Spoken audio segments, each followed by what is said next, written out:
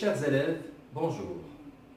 Bienvenue à cette nouvelle séance qui s'inscrit dans le cadre des cours à distance et qui sera consacrée à une activité de production écrite destinée aux élèves de la deuxième année collégiale. Nous allons aborder une consigne qui figure dans la séquence 4 de la période 4. La compétence visée par la période 4 est comprendre et produire une pièce théâtrale, alors que l'objectif de la séquence numéro 4, c'est lire, produire et jouer les péripéties d'une pièce théâtrale. Passons maintenant à l'activité d'aujourd'hui.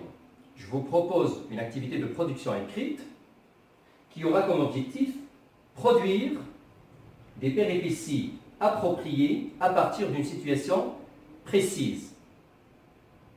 Partons maintenant à la découverte de notre activité d'aujourd'hui. Mais avant de commencer notre travail de production, faisons un petit rappel de ce que vous avez déjà étudié jusqu'à présent. En classe, et sous l'encadrement de votre professeur, vous avez déjà produit la structure de la pièce théâtrale du projet de votre classe. Vous avez produit également la scène d'exposition de cette pièce projet et vous avez produit le nœud de cette pièce théâtrale. Notre activité d'aujourd'hui portera donc sur l'étape suivante, à savoir les péripéties. Comme ça, il nous restera une dernière étape, à savoir le dénouement, et auquel nous réserverons une séance prochaine. Faisons maintenant un bref retour sur l'essentiel des étapes précédentes avant de continuer. Concernant la production de la structure d'une pièce théâtrale, vous avez déjà pu découvrir que le synopsis constitue une sorte de scénario abrégé d'une pièce de théâtre. Et que cette dernière suit généralement la progression dont nous avons parlé tout à l'heure, c'est-à-dire une scène d'exposition, ou bien des scènes d'exposition, le nœud, les péripéties et enfin le dénouement. Pour mener à bien votre tâche, votre point de départ était celui de partir de la consigne suivante. Tes parents remarquent que tu es devenu accro aux réseaux sociaux et décident de mettre fin à leur abonnement à Internet. Tu élabores une structure d'une pièce à partir de cette situation. C'était bien évidemment votre consigne de départ pour la structure d'une pièce théâtrale.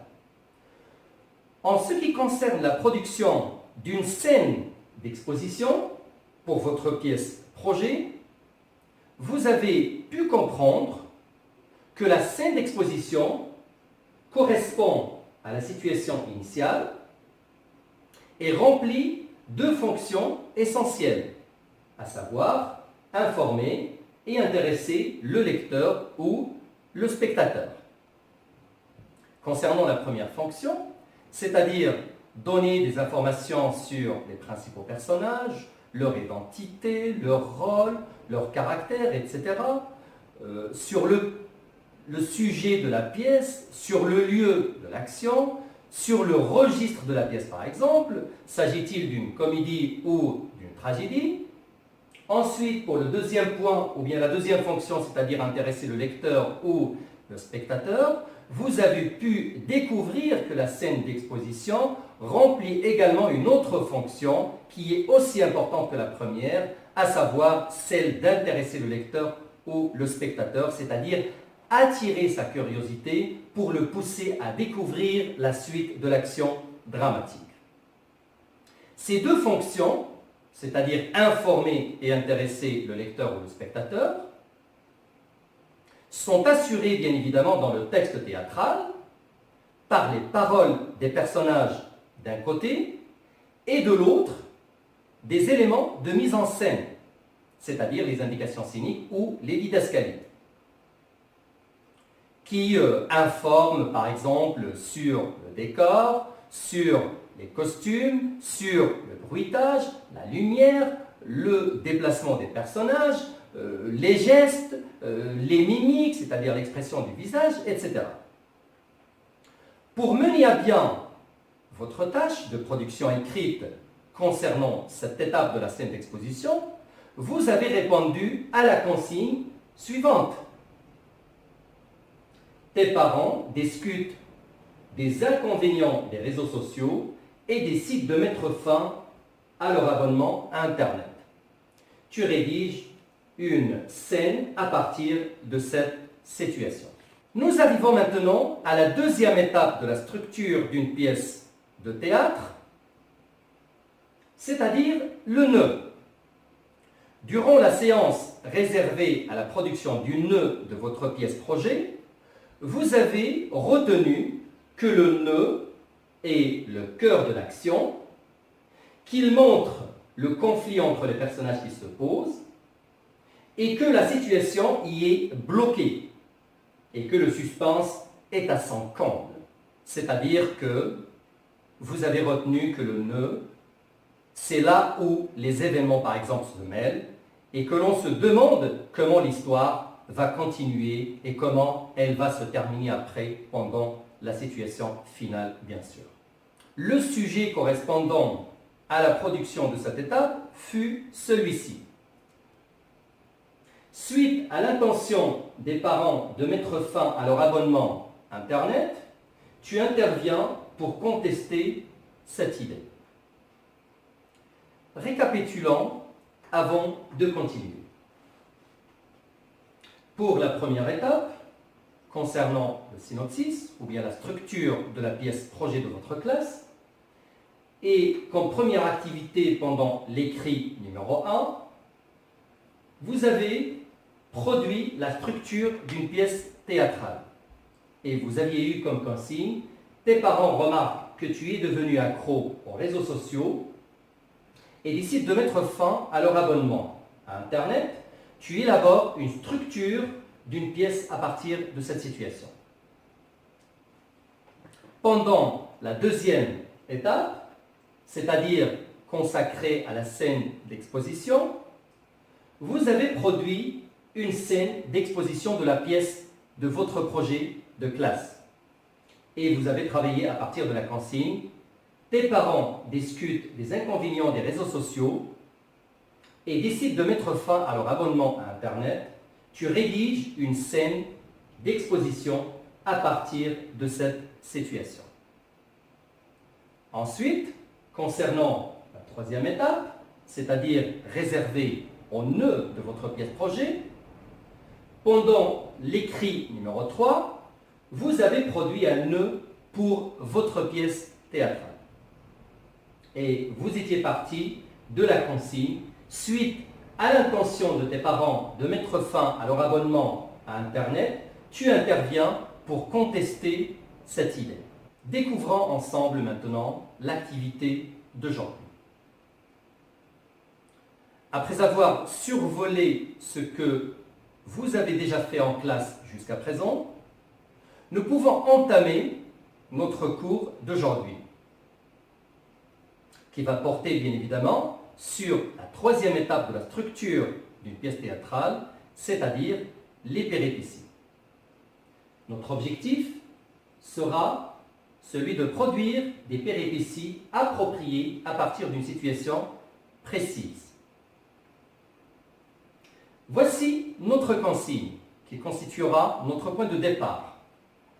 Suite à l'intention de tes parents de mettre fin à leur abonnement Internet, tu interviens pour contester cette idée. Comme vous le remarquez, la consigne est la même de l'étape précédente, c'est-à-dire du nœud.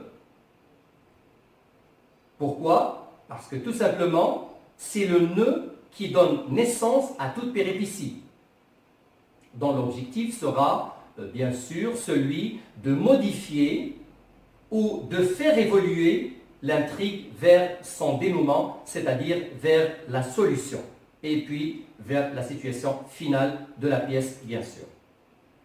Analysons de près maintenant notre consigne. Comme vous le voyez bien,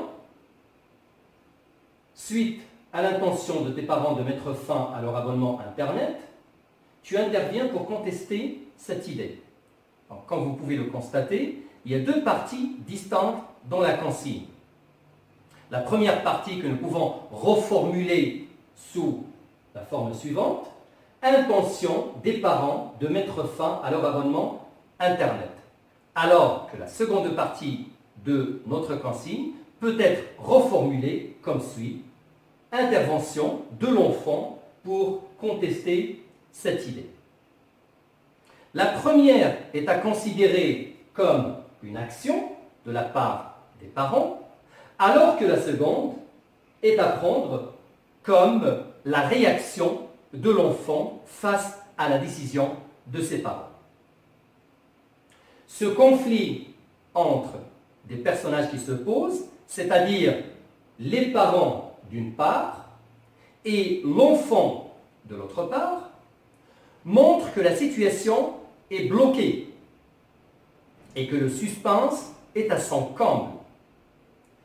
Nous pouvons déduire de cette situation de communication que l'enfant qui conteste cette idée de mettre fin à l'abonnement Internet accorde une grande importance à la connexion Internet et qu'il ne serait en aucun cas, comme bien sûr tous les enfants de son âge, en mesure de supporter son quotidien loin de cette nouvelle technologie qui s'impose avec force dans le monde moderne. Alors, passons maintenant à une sorte de planification de notre travail. Alors, d'un côté, vous avez une situation qui concerne les parents, c'est-à-dire le refus de discuter une décision irrévocable qu'on ne peut pas changer. Et puis de l'autre côté, nous avons moi, c'est-à-dire l'élève, parce que c'est l'élève qui va écrire cette scène de péripétie, insistance sur la nécessité de comprendre les raisons d'une telle décision. Donc dans ce petit tableau, nous avons des parents qui prennent une décision. C'est une décision difficile pour l'enfant, et c'est pourquoi il va demander des explications pour comprendre pourquoi les parents ont pris cette décision de mettre fin à l'abonnement Internet. Voici un autre tableau qui nous présente en détail cette planification et qui nous donne une idée globale sur toutes les répliques possibles que nous pouvons avoir d'un côté de la part des parents et de l'autre côté de la part de l'enfant. Alors pour les parents, si on commence par exemple par la mère, on va dire par exemple, la mère va parler d'Internet en disant que c'est une source de problèmes graves. L'enfant par exemple, moi, ou bien l'enfant, il peut riposter par rapport à ce que dit sa maman en disant tout simplement qu'il ignore totalement ces risques dont parle sa maman. Ensuite, nous pouvons revenir par exemple au père qui va insister sur le fait que cette décision qu'il a prise, c'est quelque chose qui prend en compte les intérêts de leur enfant. L'enfant qui va réagir par rapport à cette réplique de son père, il va peut-être dire, par exemple, que c'est grâce à Internet que je fais mes devoirs scolaires, c'est-à-dire que Internet, pour lui, ça lui donne une aide considérable. Ensuite, par exemple, pour le père, et toujours pour essayer de convaincre son fils, parce que, quand vous allez le sentir, cette scène marquée par ce caractère argumentatif de cet échange entre les personnages, donc pour essayer de convaincre son fils, il va peut-être lui donner par exemple des exemples détaillés de ces risques. L'enfant peut-être, pour ne pas se laisser convaincre, il va peut-être réagir en disant que, par exemple, voilà comment j'exploite Internet, c'est-à-dire je me connecte pour faire des recherches, pour partager des cours avec mes amis peut-être. Il va aussi et surtout parler de cette privation, c'est-à-dire lorsque les parents vont décider de mettre fin à l'abonnement Internet, pour lui, il va considérer ça en tant que privation d'une source estimable, qui lui donne la possibilité de faire des recherches sur Internet afin de mieux préparer ses cours. Et enfin, par exemple, du côté des parents, on peut redonner par exemple la parole encore une fois au père, qui va peut-être demander un temps afin de bien réfléchir hein, il va prendre son temps pour réfléchir à la décision appropriée. Est-ce qu'il va se laisser convaincre par l'enfant ou bien est-ce qu'il va garder la décision qu'il a prise avec sa femme? Et l'enfant, bien sûr, puisqu'il a senti que son père est sur le point d'être convaincu, parce que enfin il a demandé un petit moment de réflexion, il va être plus ou moins sympa pour le remercier ses parents, et en plus il va les encourager peut-être à prendre l'avis d'autres personnes avant de prendre cette décision qui est difficile pour lui, comme nous l'avons dit tout à l'heure, c'est-à-dire que pour lui et pour tous les enfants de son âge, c'est difficile de passer une journée sans connexion Internet. Alors, après avoir présenté ces quelques idées que nous pouvons retrouver dans l'échange entre l'enfant et ses parents, je vous propose maintenant de passer à une sorte de boîte à outils pour bien structurer notre texte. Par exemple, en classe, vous avez déjà vu une leçon qui s'intitule « Interpeller, apostropher une personne ». Par exemple, pour interpeller quelqu'un, on peut utiliser son prénom. Par exemple, « Écoute Ahmed », oh, viens ici, etc. Vous pouvez dire par exemple « Excusez-moi », vous pouvez dire « Écoutez », etc. On aura besoin aussi, par exemple, des procédés de reprise pour éviter la répétition. Vous avez découvert que pour éviter la répétition, par exemple, vous avez la possibilité de faire une reprise nominale ou bien une reprise pronominale. Nous aurons également besoin des types de phrases, par exemple la phrase déclarative, exclamative, impérative, interrogative. Nous aurons besoin également de faire des hypothèses, par exemple. Vous savez bien, comme vous l'avez déjà découvert dans vos cours, que pour faire une hypothèse, par exemple, je peux utiliser si plus présent plus futur, ou bien si plus imparfait plus conditionnel présent, etc. Le lexique du théâtre, lui aussi, est très important. Arrivé à cette phase, vous devez maîtriser ce que ça veut dire un acte, une scène, une réplique, une didascalie, une tirade, etc., etc. Les connecteurs logiques sont aussi importants. Par exemple, dans mon texte ou bien dans les répliques de mes personnages, je peux par exemple utiliser d'abord, puis, ensuite, enfin, surtout lorsqu'il s'agit d'une énumération, c'est-à-dire un personnage qui donne plusieurs idées ou bien plusieurs éléments dans sa réplique. Les conjonctions aussi sont très importantes. J'aurai besoin par exemple, pour bien structurer mon texte, par exemple, mais, et, donc, car, etc.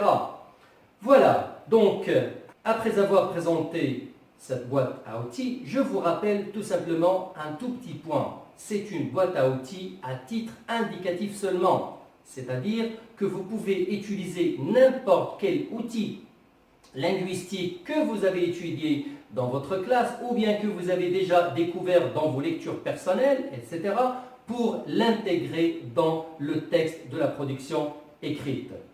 Partons maintenant à la rédaction collective de notre texte. Durant cette rédaction, nous allons essayer de réinvestir tout ce que je viens d'expliquer, c'est-à-dire tous ces éléments que nous avons découverts dans la boîte à outils et même les idées que nous avons découvertes bien avant, nous allons essayer de mettre tout cela ensemble pour pouvoir produire notre texte des péripéties. Alors, si par exemple, on commence par cette réplique du père concernant la décision que les parents ont prise. Par exemple, le père qui peut dire « Notre décision est déjà prise et nous refusons, ta maman et moi, toute négociation ». Réplique à laquelle nous pouvons ajouter par exemple une indication cynique qui porte sur le ton de la voix par exemple, c'est-à-dire celui d'un père qui essaie d'adapter sa façon de parler à la situation de communication devant un fils qui refuse de s'y soumettre. Le choix, par exemple, d'une didascalie du genre d'un temps ferme sera certainement judicieux dans ce contexte. Ce qui nous donnera, par exemple, le père d'un temps ferme. Notre décision est déjà prise et nous refusons, ta maman et moi, toute négociation. Voilà ce que ça veut dire plus ou moins un temps ferme. Donc, résultat auquel nous pouvons encore ajouter, afin de mieux affiner la réplique de notre personnage, Une expression, par exemple, pour interpeller. Leçon que vous pouvez revoir, par exemple, dans la page 128 de votre manuel. Le résultat attendu serait à peu près comme suit. Le père, d'un ton ferme, écoute Rachid, notre décision est déjà prise et nous refusons, ta maman et moi, toute négociation. Voilà plus ou moins ce que cela peut donner. La réaction d'un enfant face à une décision de ses parents dépend en premier lieu de son éducation. C'est-à-dire un enfant bien éduqué, par exemple, peut contester la décision de ses parents, mais il le fera certainement avec politesse. Alors qu'un enfant impoli affichera peut-être un ton agressif. Choisissons par exemple le premier cas. Cela nous apprendra à contester une décision, mais avec politesse. L'enfant dira par exemple, Rachid, est-ce que je peux savoir en moi les raisons qui vous ont poussé à prendre cette décision? Au niveau de cette réplique de l'enfant, nous pouvons ajouter au début un petit fragment adressé au père. Par exemple, pour l'interpeller, on va dire, par exemple, « Excuse-moi papa ». Résultat obtenu, Rachid, « Excuse-moi papa, mais est-ce que je peux savoir en moi quelles sont les raisons qui vous ont poussé à prendre cette décision ?» Et si nous mettons les deux répliques en parallèle, c'est-à-dire la réplique du père et la réplique de son fils, nous nous rendrons compte qu'il nous faudra une dernière modification. Une légère répétition est repérée au niveau des deux répliques. Le père a déjà utilisé le mot décision et l'enfant réutilise le même mot. Que faire alors? Eh bien, le remède est très simple. Vous avez déjà étudié les procédés de reprise que nous venons d'expliquer tout à l'heure et que vous pouvez revoir dans la page 119 de votre manuel scolaire. Le mot qui se répète dans la réplique de l'enfant est bien évidemment décision. C'est un nom féminin, singulier, que nous pouvons, par exemple, remplacer par le pronom la. Et dire, par exemple, Rachid, excuse-moi papa, mais est-ce que je peux savoir en moins quelles sont les raisons qui vous ont poussé à l'apprendre? Et comme ça, l'enfant, dans sa réplique, évite la répétition du mot déjà utilisé par son père. Qu'est-ce qui m'a aidé à éviter cette répétition? Eh bien, tout simplement, les procédés de reprise. Et il s'agit bel et bien ici d'une reprise pronominale, c'est-à-dire au moyen d'un pronom. Bien. Dans cette réplique, comme vous pouvez le constater, l'enfant fait quoi? L'enfant demande les raisons qui ont poussé les parents à prendre cette décision, c'est-à-dire la décision de mettre fin à l'abonnement Internet. Donc, les parents doivent maintenant donner des exemples à leur fils pour le convaincre, bien évidemment. Parce que, comme nous l'avons déjà expliqué dans la phase préparatoire, nous avons dit que le texte que nous allons produire sera un texte argumentatif dans lequel les parents essaient de convaincre leur fils et le fils également essaie de convaincre de son côté ses parents pour les pousser à ne pas prendre cette décision et à lui lisser la connexion Internet.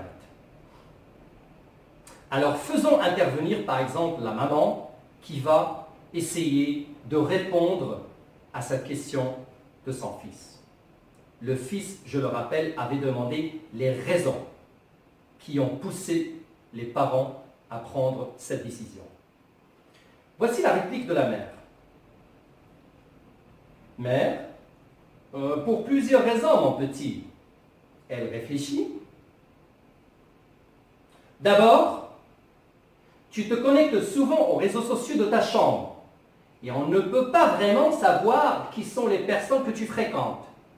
Puis, ce n'est pas du tout bénéfique ce que tu fais. Tu passes tout le temps à bavarder avec tes amis. Enfin, n'oublie pas que tu as vu a baissé selon le dernier rapport de ton médecin. Dans cette réplique, un peu longue et qu'on peut appeler tirade, parce que comme vous l'avez vu dans les cours de votre programme, une réplique longue s'appelle une tirade. Donc on peut dire dans cette tirade de la maman, ce qu'on peut remarquer, c'est tout d'abord l'emploi des connecteurs logiques. D'abord, puis, enfin, qui sont employés bien sûr dans la réplique de la maman afin de structurer les raisons qu'elle vient de citer. Première raison, l'enfant qui se connecte beaucoup, c'est-à-dire il est accro, addict aux réseaux sociaux. Deuxième raison, c'est-à-dire que ce n'est pas du tout bénéfique ce que l'enfant fait, c'est-à-dire c'est juste une perte de temps. Et enfin, le danger que cela présente pour la santé de l'enfant, et particulièrement la vue. C'est à l'enfant maintenant de réagir. Il faut noter que tous les arguments de la maman sont vraiment très solides et que ce ne sera pas facile de les réfuter. Mais grâce peut-être à son intelligence, l'enfant va tenter par exemple de s'attaquer au deuxième argument. Il pourra dire Rachid, et comme vous le voyez au début de la réplique, l'enfant est conscient de ce qu'il fait. Il sait qu'il est en train de mentir. C'est ce que nous pouvons relever à travers la première didascalie. Fait semblant d'être surpris, c'est-à-dire par les propos de sa mère. Maman, c'est de moi que tu parles? Non, moi je ne suis pas comme ça. Eh bien non, il est comme ça. La maman ne se trompe pas, elle connaît son fils. Donc, l'enfant fait semblant d'être surpris, c'est-à-dire un peu comme ça. Et puis, tu exagères, maman. C'est vrai que je me connecte de temps en temps aux réseaux sociaux, mais je fais aussi des recherches pour préparer mes cours. Et le père, par exemple, devant tout ça, que peut dire le père? Le père, par exemple, peut répondre à son fils quand même, parce qu'il sait que son fils est en train de mentir. Alors, on va peut-être donner un ton moqueur au père, qui va interrompre son fils. La didascalie, père interrompt son fils, c'est-à-dire arrête son fils. Et comment il arrête et comment va-t-il parler d'un ton moqueur, c'est-à-dire il se moque de son fils. Ah oui, bien sûr. Et tu fais toujours tes devoirs à temps. Tu obtiens toujours de bonnes notes, hein? Arrête, Rachid. Tu as failli rater ton premier semestre.